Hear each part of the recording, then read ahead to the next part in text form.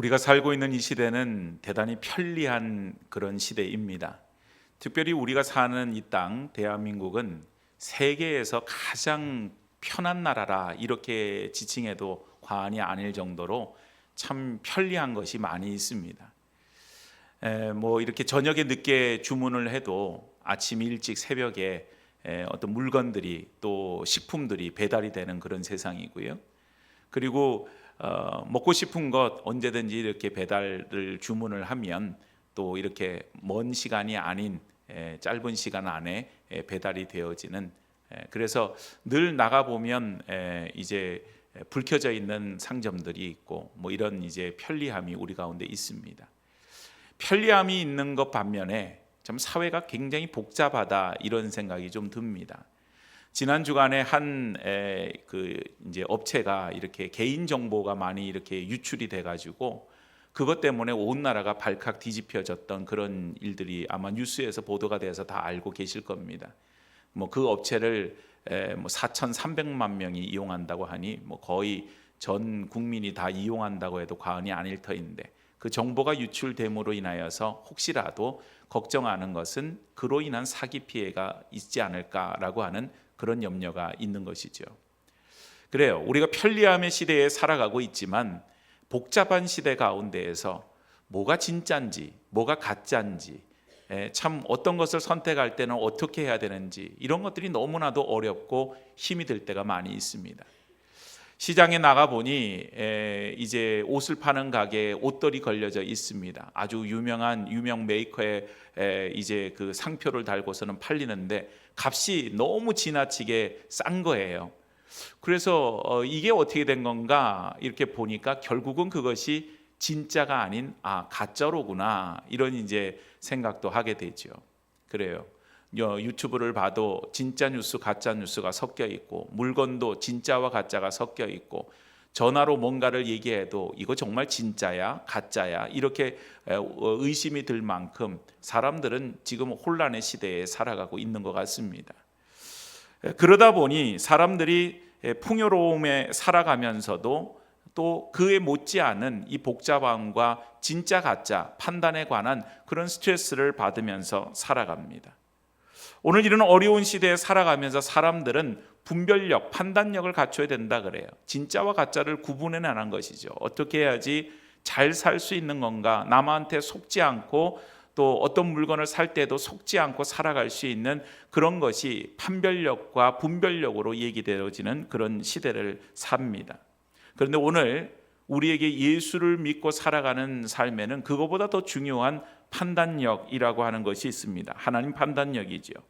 하나님의 기준, 하나님의 시선, 하나님의 마음으로 보는 그런 능력을 말합니다. 오늘 본문은 바로 그런 내용을 담고 있는데요. 여러분 시편 72편의 그 타이틀을 보면 제목에 뭐라고 되어 있나요? 솔로몬의 시 이렇게 기록이 되어져 있습니다. 솔로몬이 썼다고도 말을 하지만, 그런데 오늘 본문 72편 제일 마지막 끝절 20절 말씀을 보니까 마지막 마무리가 어떻게 됐냐면 이새의 아들 다윗의 기도가 끝나니라 이렇게 설명이 되어져 있어요. 그러면서 내용을 가만히 보니까 이게 솔로몬 왕에 대한 내용이 맞긴 맞는데 솔로몬의 아버지인 다윗이 그 아들을 위해서 드리는 기도문과 같은 그 내용으로 펼쳐져 있다고 하는 것이죠. 그래서 오늘 이 다윗은 솔로몬의 아버지이기도 하고 또 이스라엘 역사상 가장 위대한 왕이라고 말할 수 있는데, 이 왕이 다윗 왕이 아들 솔로몬에게 왕권을 넘겨주면서 먼저 뭘 구했나라고 하는 것을 생각해 보니까 보통 권력을 구하거나 부를 구하거나 군사력을 구하거나 지도자의 어떤 카리스마나 이런 것들을 구한 것이 아니라 오늘 본문 1절 말씀을 보니까 뭘 구했습니까? 하나님이여 주의 판단력을 왕에게 주시고 이러고 시작을 해요. 하나님의 판단력을 왕에게 주십시오. 하나님의 판단력을 왕의 아들 솔로몬에게 주십시오. 그 기도로 시작하고 있다는 거 하는 사실입니다. 왜냐하면 다윗이 왕으로서 이렇게 모든 역할들을 수행하다 보니 왕이 잘못된 판단력을 가지고 있을 때 나라가 어떻게 되는가라고 하는 것을 그는 경험했던 것이죠. 밧세바를 범함으로 인해서 왕이 범죄하였을 때, 말씀을 떠났을 때 나라는 극심한 혼란에 휩싸이게 되었습니다. 아들의 반란을 통하여서 압살롬이라고 하는 그 아들이 이제 아버지를 반역하고 그로 말미암아 또다시 이전 왕이 되기 전에 사울 왕에게 쫓겨다녔던 시절처럼 쫓겨다닐 수밖에 없는 비참한 지경에 이르게 되었던 것이죠. 왕의 잘못된 판단이 나라를 어지럽게 합니다. 공동체를 혼란스럽게 합니다. 그것을 이미 경험했던 다윗으로서는 아들 솔로몬을 위해서 요청할 때 하나님의 판단력을 그에게 주십시오, 이렇게 요청을 하고 있는 것이죠. 근데 우리가 잘 아는 대로 솔로몬은 지혜의 왕이었어요. 지식을 가졌던 사람, 하나님이 주신 지혜가 있었던 사람, 그 사람이 바로 솔로몬이었습니다. 고대의 어떤 왕도 솔로몬의 지혜만 못하였던 것이죠. 우리가 잘 아는 솔로몬의 지혜로운 판결이 있지 않습니까? 두 여인이 한 아기를 데리고 와서 서로 자기의 아이라고 주장하게 되어질 때 솔로몬의 판결은 뭐였어요? 그 아이를 반으로 나누어서 각각 나눠주라는 것이었습니다.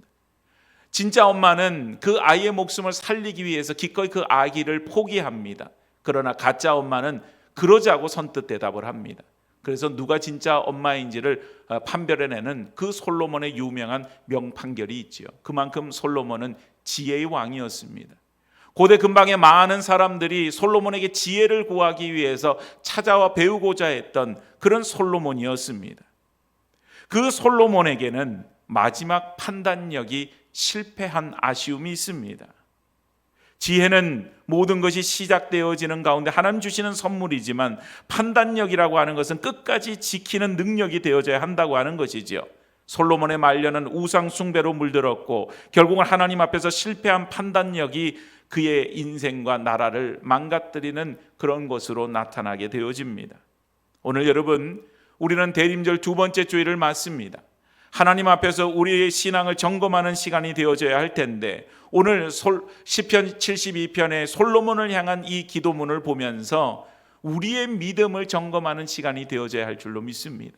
오늘 대림절의 세 가지 기도는 이 세상 혼란스럽고 복잡한 세상을 살아가는 저와 여러분들에게 정말 꼭 필요한 그런 기도의 내용이 될 것이고 우리가 예수 믿는 사람으로 어떤 마음 자세를 가지고 살아가야 되는가라고 하는 것을 가르쳐주는 그런 내용으로 이루어져 있다, 이렇게 볼 수 있습니다. 오늘 대림절의 세 가지 기도문을 통하여서 또 아버지 다윗이 아들 솔로몬에게를 위해서 기도했던 그 내용을 바라보면서 이 대림절 기간에 우리가 하나님 앞에서 가져야 될 믿음의 자세를 바로 세우는 귀한 시간이 다 되어질 수 있기를 축복합니다.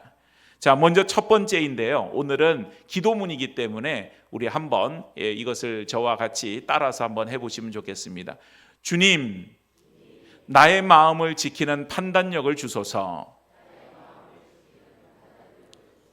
오늘 본문 1절을 보니까 하나님이여 주의 판단력을 왕에게 주시고, 판단력이라고 하는 것은 단순히 지적인 능력이 아니라 하나님의 마음을 분별하고 하나님의 기준을 지키는 영적인 감각을 말하고 있지요. 솔로몬이 지혜를 가지고 있었지만 마음을 지키지는 못했어요.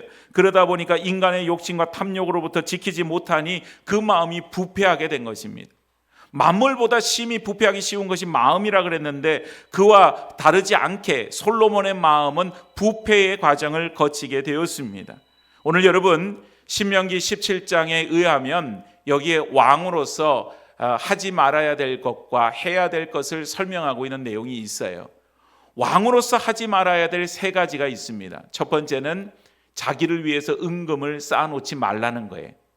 그러니까 부를 가지는 것 자체가 나쁜 것을 아니지만 자기를 위해서 은금을 막 잔뜩 쌓아놓는 것, 이걸 금합니다. 두 번째는 병마를 많이 두지 말라 그럽니다. 싸움에 나갈 때에 필요한 것이 이 말인데 자칫 하나님을 의지하는 것 대신에 이 병마를 의지하여서 그의 믿음이 하나님 앞에서 하나님 의지하는 것을 벗어날까 봐 병마를 많이 두지 말라 그럽니다. 세 번째는 아내를 많이 두지 말라, 이런 얘기를 합니다. 정욕과 쾌락에 물들어서 하나님 나라를 꿈꾸는 것을 하지 못하는 일이 없도록 아내를 많이 두지 않을 것을 이렇게 설명을 합니다.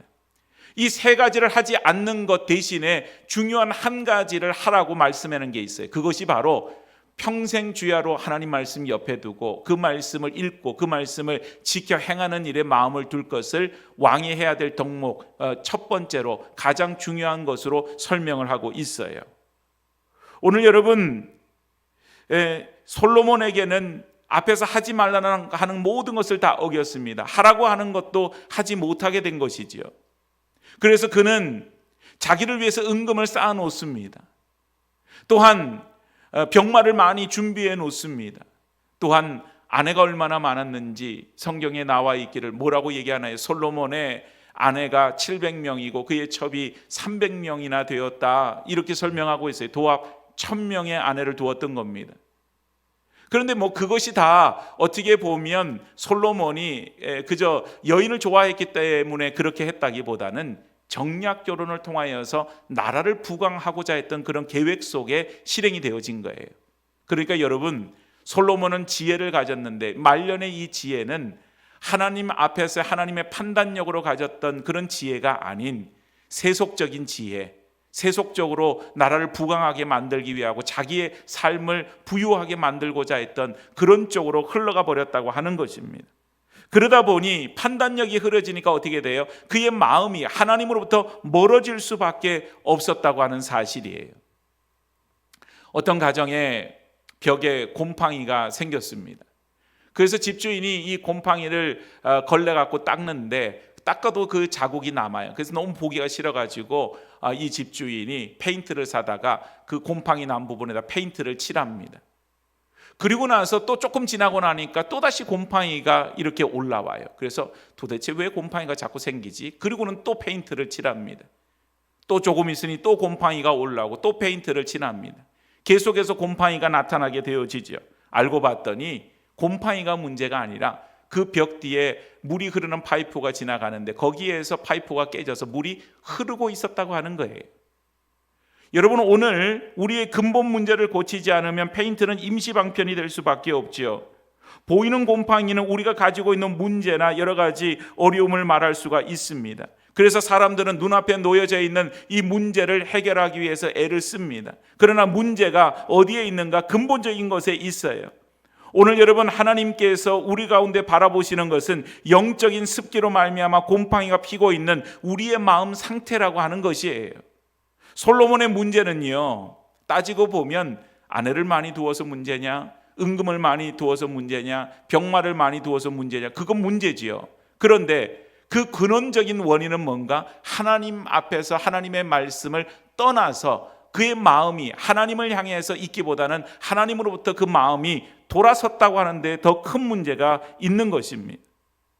오늘 우리의 하루는 바쁘게 살아가고 있어요. 수많은 문제들 가운데 이걸 어떻게 해결할까? 그런 가운데에서 우리의 마음이 하나님 앞에 있기보다는 우리 눈앞의 문제들을 해결하는 데, 세상적인 방법이든 뭐든 그 문제를 해결하는 데 초점을 맞출 때가 있는 것입니다. 그러다 보니 우리의 마음이 자꾸 하나님 앞에서 식어지게 되는 것이죠.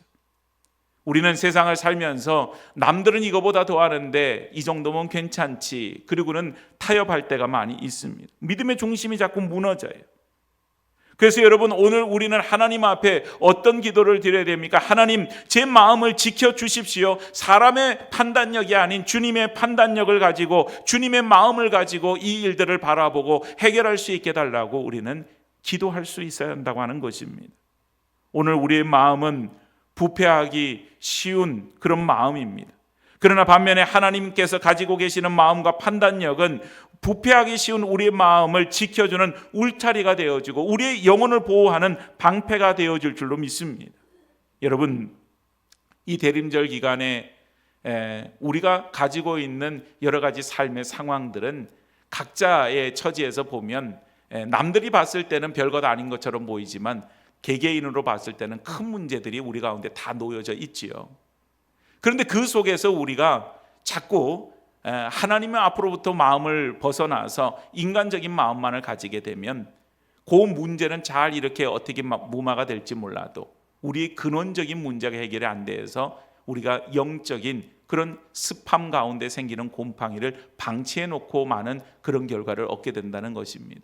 그래서 성도는 그저 하나님 앞에서 우리의 마음을 잘 지켜야 돼요. 우리의 마음이 하나님으로부터 벗어나지 않도록 하나님의 마음을 우리가 품고 이 세상 가운데 모든 일들을 바라보고 그 문제를 풀어갈 때도 하나님의 마음으로 그 모든 것을 풀어나갈 수 있도록 우리가 힘써 마음을 주께 두어야 할 줄로 믿습니다. 두 번째는 주님, 우리 따라서 합니다. 주님, 약한 자를 세우는 판단력을 주소서. 솔로몬이요, 판단력을 잃어버리니까 어떤 일이 생겼냐 하면 탐욕으로 인해서 약한 사람들이 고통을 받아요. 백성들이 많은 세금과 부욕으로 인해서 어려움을 당합니다. 솔로몬 시대를 설명하는 구절이 있어요. 열왕기상 10장 27절 말씀을 보니까 솔로몬 시대가 이랬다 그럽니다. 왕이 예루살렘에서 은을 돈같이 흔하게 하고 백향목을 평지에 뽕나무같이 많게 하였더라. 여러분, 지금도 금보다는 못하지만 은의 가치가 있는 것 아니겠어요? 그런데 그 은이 돌멩이같이 흔했다고 합니다. 또 백향목이라고 하는 이 나무는 일반 보통 사람들이 쉽게 접할 수 없는 귀한 목재였어요. 저 북쪽 레바논 땅에만 자라는 그런 목재였는데 그 목재 가져다가 왕궁을 건축하고 성전을 건축하고 그렇게 사용했던 거예요. 그런데 이 백향목이 얼마나 풍요로웠냐면은 그냥 길거리에서 흔히 볼 수 있는 뽕나무와 같았다. 그리고 설명을 해요. 그러니까 귀한 것이 흔한 것처럼 여겨질 정도로 풍성하고 풍요로웠던 시대가 솔로몬의 시대였다고 하는 것입니다. 오늘 여러분, 이것이 누구로부터 받은 것입니까? 하나님께서 주신 축복이었던 거예요. 하나님 앞에서 솔로몬이 구했던 것은 이 백성의 선악간에 그것을 분별하고 다스릴 수 있는 지혜를 달라고 구했는데 하나님께서 부귀와 영화를 그 가운데 허락하여 주셨어요. 그런데 여러분, 오늘 여러분, 이 솔로몬이요, 하나님으로부터 받은 이 축복을 백성을 위해서, 하나님 기뻐하시는 일 위해서 쓰지를 않았다는 거예요. 그러다 보니 나중에 이렇게 판단력이 흐려진 가운데 이 백성의 삶이 압제와 핍박으로 어려워집니다. 아까 솔로몬의 아내가 몇 명이라 그랬죠? 1000명이라 그랬어요. 그러면 여러분, 1000명의 아내를 데려다가 각각 그들을 위한 어떤 정각 같은 집을 짓고 그들에게는 그래도 왕비니까 시녀들이 붙어 있어야 되잖아요. 그 사람들과 더불어서 그들이 입는 옷과 먹을 것과 모든 것을 이렇게 공급하는 데는 수많은 그런 재물이 들었을 거라는 거죠.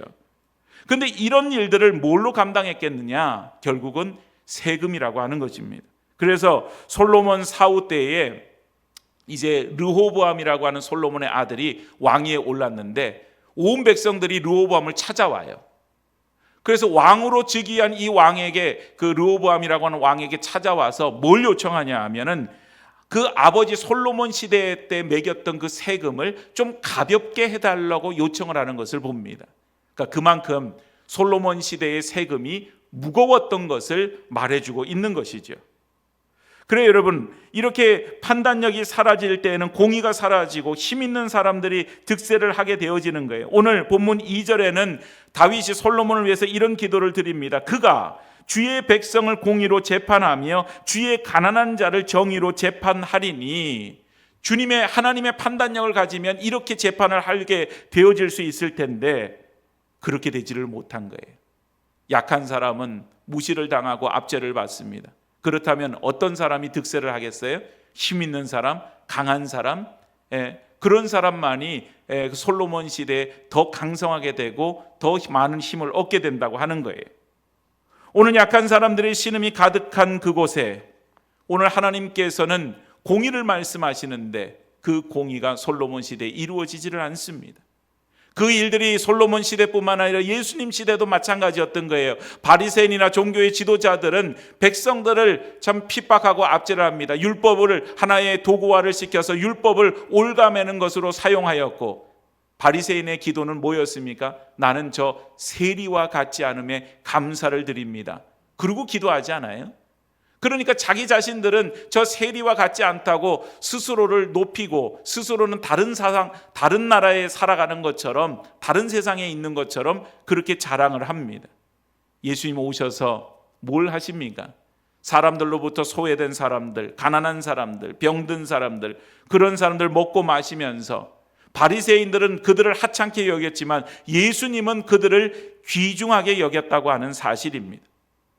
오늘 여러분, 예수님 시대를 지나서 2000년이 지난 지금에 이르기까지도 이 세상은 어떻습니까? 여전히 힘이 있는 사람들이 잘 살아요. 부유한 사람들이 그 모든 것을 누리며 살아갑니다. 가난하고 힘없고 어려운 사람들은 여전히 힘이 없고 고통받고 어려움을 가지고 살아가게 되어지죠. 그런데 문제는 뭔가 세상의 공식이 다 힘 있는 자리에 올라가기를 원한다는 거예요. 힘 있는 사람은 자기의 자리를 지키려고 하고, 힘이 없고 연약한 사람들은 힘을 가지기를 원해요. 부유함도 마찬가지입니다. 부유한 사람들은 자기의 부를 지키려고 그러고, 가난한 사람들은 많은 부를 가져서 힘을 얻기를 바라요. 이 방향성 자체가 잘못된 방향성이라고 하는 것입니다. 오늘 이 시대는 자기만을 사랑하는 시대가 되었어요. 그래서 고통당하는 이들을 외면하는 그런 시대가 되었습니다. 마치 누가복음에 보면 부자와 거지 나사로 얘기가 나오는데, 거기에 보니까 그 거지 나사로가 부자의 집 앞에 이렇게 있는데 개들이 와서 그 헌대를 핥았다 그랬어요. 부자는 철저하게 그 가난한 거지 나사로를 외면했던 것이죠. 먹을 거를 주거나 그를 치료해 주거나 조금도 그렇게 하지 않았다고 하는 것입니다. 오늘 여러분, 이 시대가 그와 같은 시대, 오히려 더 그것이 심화되고 있는 그런 시대가 되어가고 있지요. 사람들이 어렵고 힘든 사람들에 대해서 관심을 기울이지 않는 그런 시대로 흘러가고 있다는 것입니다. 심리학 이론 가운데 깨진 계란의 법칙이라고 하는 법칙이 있어요. 그 내용은 이런 것입니다. 이제 마트에 가면 계란을 파는데 그 바닥을 보니까는 계란 한 판이 깨어져 있는 거예요. 그러면 우리가 생각할 때는 저기 계란이 떨어져서 깨졌네. 저 위에 계란이 저렇게 많이 쌓여져 있는데 깨지지 않도록 조심해야 되겠다, 이런 마음을 품어야 되는데, 오히려 그러지를 않고 계란 한 판이 깨졌구나, 한 판이 더 깨진다고 해서 어차피 깨진 계란인데 괜찮겠지, 사람들은 그렇게 생각한다는 겁니다. 그래서 쉽게 예를 들면 이런 거예요. 쓰레기를 누군가 무단 투기로 버렸어요, 어떤 장소에다가. 그래서 그걸 아무도 치우지 않습니다. 내버려 뒀더니 사람들이 거기다가 무단으로 쓰레기를 갖다 버리기 시작하는 거예요. 그래서 처음에는 쓰레기가 한 개였는데 그 다음엔 2개가 되고 3개가 되고, 거기가 쓰레기 더미로 만들어지는, 쓰레기장이 되어버리는 그런 일들이 있더라. 이게 바로 깨진 계란의 법칙이에요. 누군가 쓰레기를 버렸을 때 그걸 치워버리면, 거기가 깨끗하면 쓰레기를 버리지 않는다는 거예요, 사람들이. 근데 누군가 버려놨으니 내가 하나 더 버린다고 해서 뭐가 문제가 되겠나, 이런 이제 생각을 가진다는 거죠. 판단력을 잃어버린 사회는 그와 같은 것입니다. 약한 사람 한 명이 무너져도 괜찮다고 생각하는 그런 분위기가 형성이 되어지는 거예요. 그러다 보니 공동체 전체가 약한 사람에 대해서 무관심해지게 됩니다. 어느 곳이든지 힘이 없는 사람들은 뭘 얘기하기가 어렵고, 그 사람이 얘기해도 그 이야기를 아무도 들어주지 않습니다. 힘이 있는 사람 한 사람의 이야기는 그 이야기가 아주 대단히 중요한 이야기로 그렇게 되어지는 것이죠. 오늘 여러분, 사회 전체가 경쟁과 속도에만 몰두해 가면서 힘이 없고 연약한 사람들은 자꾸 뒤쪽으로 밀려요. 그러나 하나님의 판단력은 이 약한 사람을 세우는 것입니다. 오늘 여러분, 교회와 그리스도인들은 약한 사람들에 대한 관심이 있어야 돼요. 생각해 보면 그렇잖아요. 우리가 사랑의 반찬 나눔을 한 지가 벌써 4년이 되었는데, 그 반찬 나눔을 통해서 주변의 어려운 이들에게 반찬을 나눠주는 것이 뭘 그렇게 그 사람들의 삶을 돌보고 변화시킬 수 있는 뭐가 되느냐, 그렇게 생각하기도 할 수 있지만, 또 그 반찬을 통하여서 큰 어떤 그런 위로를 받는 분들이 있다는 거예요. 그래서 그 반찬이 오는 날을 기다리게 되고, 반찬을 기다리는 것도 기다리지만 그걸 들고 찾아가는 우리 교우들을 기다리는 사람이 있습니다. 와서 안부를 묻고 몇 마디 대화를 나누고 하는 그 시간들을 기다리면서 그 반찬을 기다리는 그런 많은 사람들이 있죠. 그게 관심이죠. 오늘 여러분, 교회는 그런 것입니다.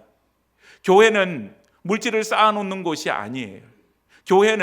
교회를 유지하기 위해서 존재하는 것도 아닙니다. 하나님 영광을 위해서, 하나님의 뜻을 위하여서 그 일들을 펼쳐나가는 일에 최선을 다해야 한다고 하는 것입니다.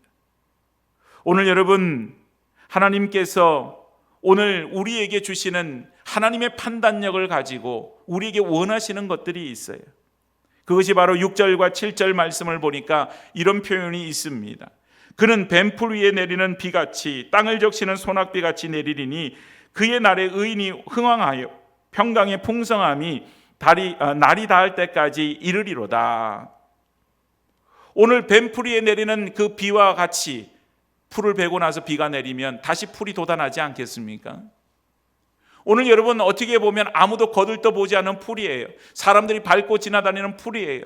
그리고 그 풀은 쓸모없다고 베어버려요. 그런데 하나님께서는 거기에 은혜의 담비를 내려주신다는 것입니다. 오늘 여러분 하나님의 판단력이 있는 곳에 회복의 역사가 일어나지요. 하나님의 판단력은 그래서 세상의 판단력과 달라요. 세상의 판단력은 내가 잘 살기 위한 판단력인 것입니다. 그러나 하나님의 판단력은 오늘 본문 4절 말씀처럼 가난한 백성들의 억울함을 풀어주고 궁핍한 자의 자손을 구원하는 판단력이 되어진다. 즉 하나님은 늘 소외되고 어렵고 가난한 이런 사람들과 함께하는 그 마음을 가지고 계시는 판단력이라고 하는 것입니다. 솔로몬에게 주어진 그 권세와 그에게 주어진 지혜는 바로 그 일을 위해서 썼어야만 한다고 하는 것이에요. 오늘 우리에게도 마찬가지입니다. 하나님이 우리에게 주신 물질들이 있고 하나님 우리에게 주신 시간과 에너지가 있지요. 그걸 가지고 그저 내 인생을 즐기고 잘 살라고 주신 것이 아니라 우리에게 주신 하나님의 사명을 감당하기 위해서 하나님의 마음을 품고 어려운 이웃들을 돌보는 일에 마음을 둘 것을 하나님이 말씀해 주고 있어요. 오늘 이 일들이 비록 엄청난 일들이 되어서 세상을 뒤집어 놓고 바꿀 만한 그런 어떤 일이 되지 못한다 할지라도 오늘 우리는 빛과 소금으로서 그 일들을 감당해야만 합니다. 세상에서도 보면요, 이 시즌이 되면 많은 어려운 이웃들을 돌보는 일에 마음을 두어요. 하물며 우리 하나님의 자녀 백성들이 그 일 가운데 우리가 마음을 두지 않으면 세상에 누가 그 일들을 열심히 할 수 있는 사람이 있겠습니까?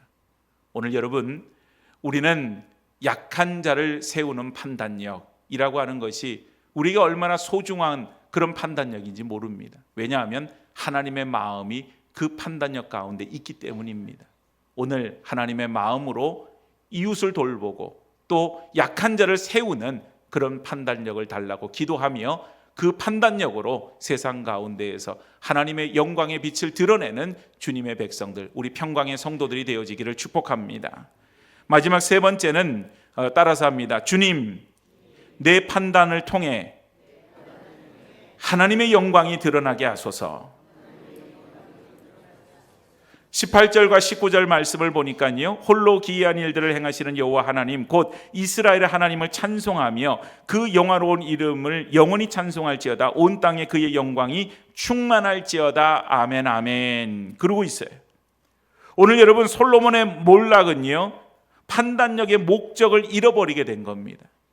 내가 하나님이 주신 걸 가지고 뭘 해야 되지? 그걸 잃어버리게 되니까 결국은 망가지게 되는 것이에요. 하나님의 영광이 아니었어요. 자기의 영광을 쫓습니다. 세상의 영광을 추구하는 것이었습니다. 그래서 하나님 기쁘시게 하는가 이 관심이 없고 내가 어떻게 하면 성공하지, 내가 어떻게 하면 위대한 업적을 쌓는 왕으로 세워질까, 이렇게 변질되게 되어질 때 결국은 망가지게 되었었어요.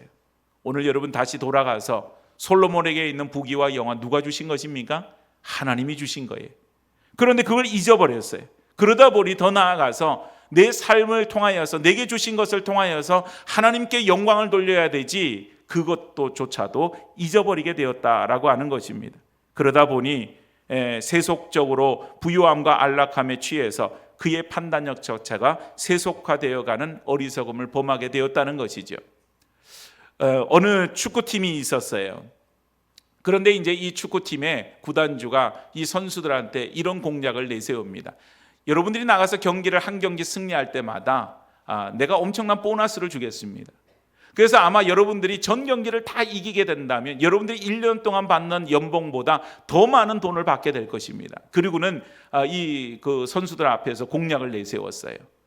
자, 거기에는 감독과 코치들도 해당이 되는 겁니다. 그러다 보니 이제는 선수들의 눈이 커지게 되었어요. 내가 경기에 이기기만 하면 연봉보다 더 많은 돈을 벌 수 있다고? 그러면은 열심히 해서 이겨야지. 자, 그리고는 선수들을 코치가 모아놓고서는, 감독이 모아놓고서는 그런 얘기를 합니다. 자, 이제부터 경기에는 무조건 이겨야 된다. 수단과 방법을 가려서는 안 된다. 무조건 이겨야 된다. 그리고는 이 선수들한테 이야기를 해요.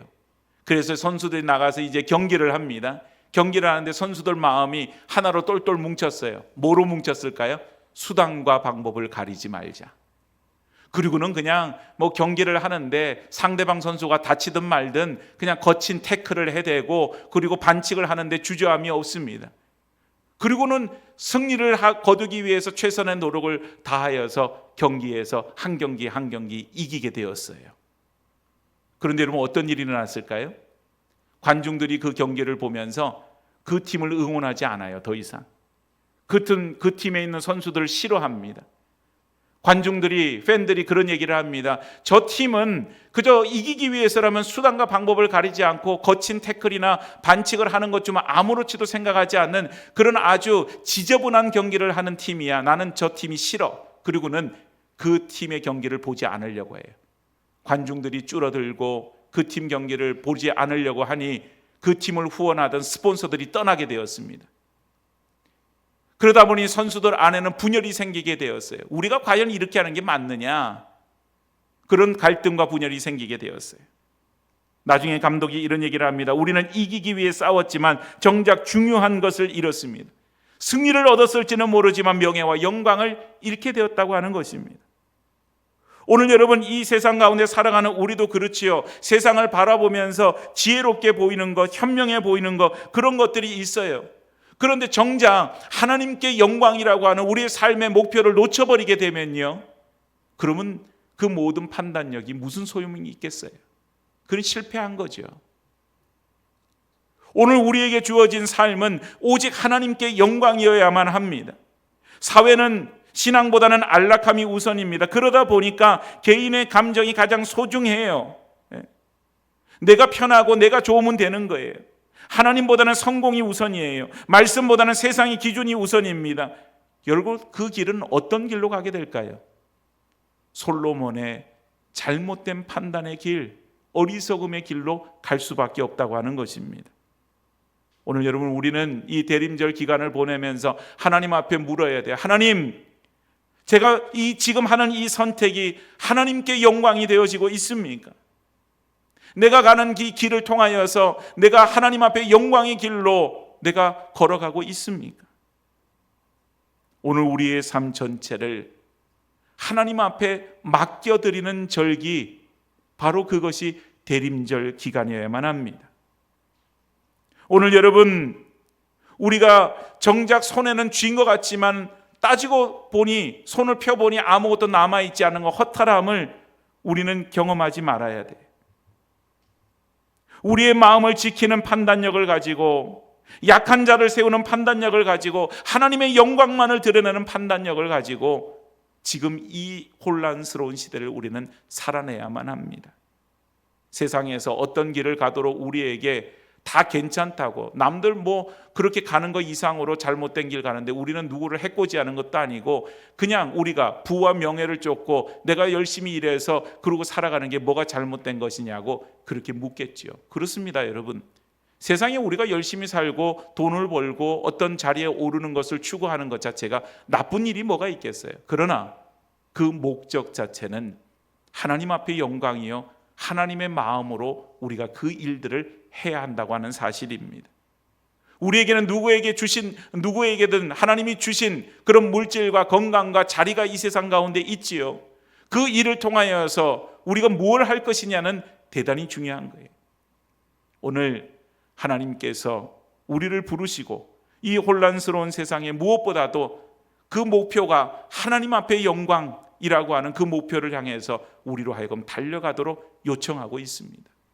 우리 모두가 다 하나님의 마음을 품고 하나님이 이끄시는 그 삶을 향하여서 달려나갈 수 있는, 그래서 그저 우리의 판단력만을 믿지 말고 세속적인 판단력 속에 우리의 마음을 빼앗기지도 말고 하나님의 판단력, 우리의 마음을 지키는 판단력, 그리고는 약한 자를 돌보고 하나님 앞에 오직 영광이 되어지는 그 길을 향하여서 힘있게 달려나가는 우리 교회와 우리 성도들이 다 되어질 수 있기를 주님의 이름으로 축복합니다. 우리 한번 같이 찬양하고 기도하겠습니다.